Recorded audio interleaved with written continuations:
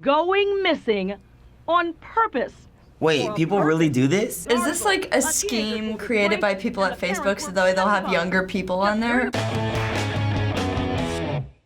Dangerous game picking up steam on social media tonight. It's called the 48-hour challenge and could inspire some misguided not another challenge. The 48-hour challenge and could oh my gosh, I heard about this. And could inspire some misguided participants to stage their own disappearance. What?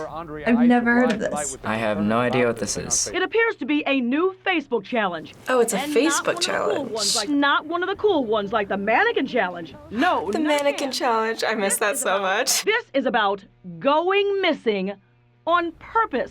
Wait, people really do this? This is like the stupidest thing ever. You don't need to pretend to be missing to earn popularity points. Yeah, that's really dangerous. It's being coined the 48-hour challenge. Huh. Likely kids. What do? That's so... You go missing to see how many likes, comments, and shares you can accumulate on Facebook. It all seems to have started. Why? Who even uses Facebook though? Is this like a scheme created by people at Facebook so that they'll have younger people on there? According to this article, a teenager pulled this prank and the parents were petrified. It hurts my heart to think any kid would do that to their family. That's terrifying. I haven't heard of anyone doing that at my school, so they better not. Aside from panicking, scaring to death your loved ones, you're also bringing in law enforcement resources that shouldn't be used because you want to play a game. Yeah, that's terrible. That's so dangerous. Like, what if you broadcast that you're going missing and then, something happens? Thankfully, there have been no reports of any youngsters trying this stunt here at home.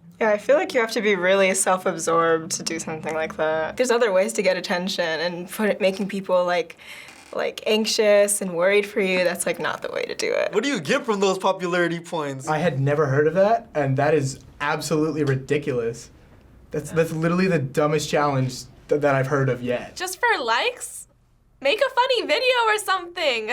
Don't go missing. So we're gonna show you more about this in just a minute, but that was actually a news story from 2017. This was from 2 years ago? It just came up a few weeks ago for me. That is so weird. So even though the story is over a year old, there have been some reports showing that this trend is still happening. So we have some more to show you. All right. First it was the Tide Pod Challenge, then it was the Bird Box Challenge, and now we have a new one. It's called the 48-hour missing challenge. He's right. It's called the 48-hour missing challenge, and it's exactly what it sounds like. To be honest with you, I didn't imagine it could get worse. The poor law enforcement, they're like, what? It's happening on Facebook. Nobody uses Facebook, though. Oh my God, people are still doing daring this? each other to go missing for 48 hours. The goal is to see if a missing post for them shows up on social media. This is just so dumb. Why would you do that? Officer John Lacey with Overland Park Police says the challenge is not only dangerous, but could tie officers up during real emergencies. True. It's taking resources away from the police department. Yeah, what if someone actually goes missing? That's just a big waste of time for the police. Parents should be aware of the challenge and know what their kids are doing on social media. You should know their password, you should know what type of apps are on their phone, things of that sort. That's so messed up in so many ways. It's like every year the internet decides to do something more stupid. This is not even causing problems for like your family, but for the police officers. Why? Why do you want to put people through so much stress? So after this resurfaced again, some people started to notice that though it's been talked about in a lot of places, they'd never actually seen or heard of anyone participating in this challenge. Yeah. So we have a video that kind of breaks that down a little bit. Oh. Ooh, conspiracy. The 48-hour challenge began popping up on YouTube years ago, with kids pranking their parents by disappearing for 48 hours. Stupid. Dying off like it should have. I'm just like... This challenge, police are saying, has gotten a second wind, with kids now trying to see if their photos will start appearing on social media as a missing person. Really? Really? Really? Most of these videos end horribly, with the person deeply regretting that they did it in the first place. Well, yeah, I mean, that's really scary. Kids could also face legal action for creating a false alarm and causing... Oh, snap. But there's a theory going around that this prank isn't even real. What? Claims These that the fake conspiracies challenge are dates back to tripping me out. 2015. Snopes claims that the fake challenge dates back to 2015, roughly after the Ice Bucket Challenge went viral and debunked it as a hoax. It'd be extremely easy to stage something like this, though, so yeah, I'm a little skeptical too. Snopes finds the origin to begin with a 13-year-old girl from northern France named Emma, who ran away from home for 3 days and claimed it was part of a Facebook challenge. Though the original report reasons that her claim may not have been true. However, this did set off a firestorm amongst parents on Facebook. And for a trend that's going viral all around the world, there are a very few amount of cases actually reported on social media. Wow. In fact, It does sound kind of fishy. The only mentions of the challenge on social media are people shocked at how stupid it is and the fact that there are a lack of real examples of kids doing it. This actually seems like it might have been staged. But the panic resurged earlier this week when NBC Charlotte covered the search of a 13-year-old girl, Diana Clausen. 24 hours later, Diana was found hiding under her bed surrounded by shoes. Searchers on the scene told reporters that they thought she was participating in the 48-hour challenge. Posts and comments on Facebook about However, Diana's mom, Tanya, was offended by that notion and told reporters that that speculation is hurtful and her daughter was not participating in the challenge. Also, like, what teenager is on Facebook anyway, right? All right, that's true. Wow, I'm shook. Why would this whole challenge be a hoax?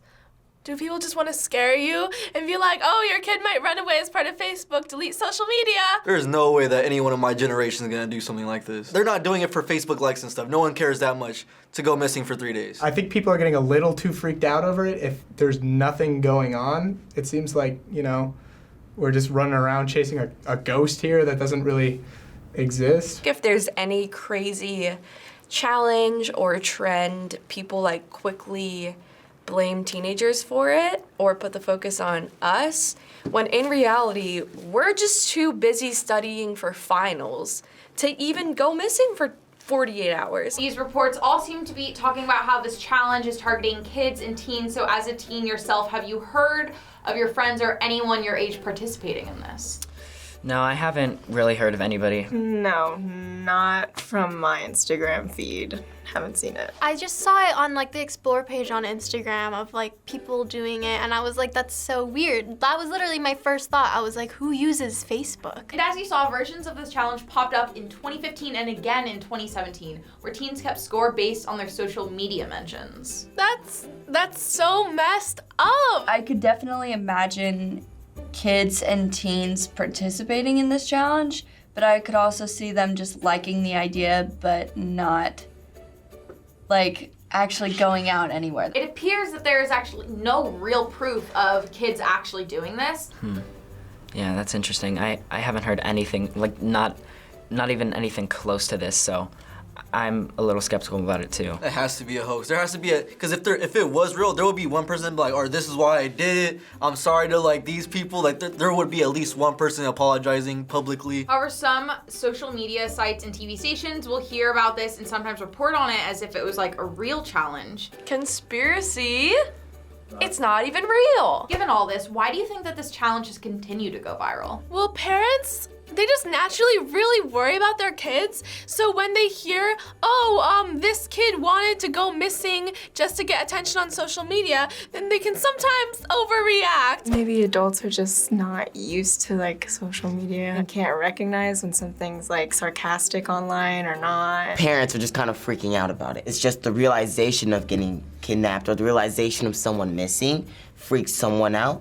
Instead of like, oh, are they actually missing? If it's something scary like that, obviously news reporters are gonna be reporting about it and stuff because that's probably gonna be like the leading story, like, oh, teens are doing this. And then parents are always looking out for their kids, so they are interested in it, and they're probably like, you better not be doing this, even though I don't think we are. That is what the media tends to do, doesn't it? They just like, fabricate things sometimes and make things seem more like of a big deal than it actually is to get attention, which makes sense, but then again, it's also dangerous because it's putting the wrong message in people's eyes. You can't really believe that all the things you see are true. So after learning a little bit more about this today, do you think that an issue here is that parents and other adults maybe just don't truly understand the internet or what teens are really doing on it today? I mean, I think this is definitely dangerous. I don't judge them for not understanding it, because honestly, I don't understand it either, and I'm right in that demographic. From a parent's perspective, if I wasn't always on social media, I'd be like, what the hell is going on here? It's just parents worrying about their kids, and social media is such a scary place, so I understand why. Obviously, whoever started it would, like, this was a terrible idea. Like, it's not funny, it's a terrible joke, but people do need to be able to kind of like keep a level head and fact check it before they start freaking out and making it even worse than it already is. For parents and stuff, I think they just need to like chill out a little bit and like realize that not all teenagers are that, irrational. If you really don't know what your kid's up to, talk to them. They may not want to talk to you about it, but you can always show that you care. And it's all about caring. Like, you're never gonna know if you never try. So before you'd go, we'd like to know, do you think that the idea of going viral is having kind of a negative effect on teens today? Or do you think that teens are starting to see past that and understand kind of the consequences of their actions? I feel like some teens, even maybe social media influencers, I don't feel like they understand the consequences. I feel like nowadays people just want to go for the likes and they just want to get known, and they never really think about the consequences that are going to happen to the future until it happens. Being viral is a disease now because it's so more everyday, like, accessible.